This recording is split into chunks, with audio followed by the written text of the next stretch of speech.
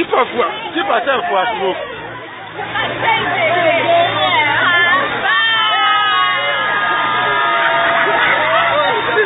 Keep up for a smoke, sir.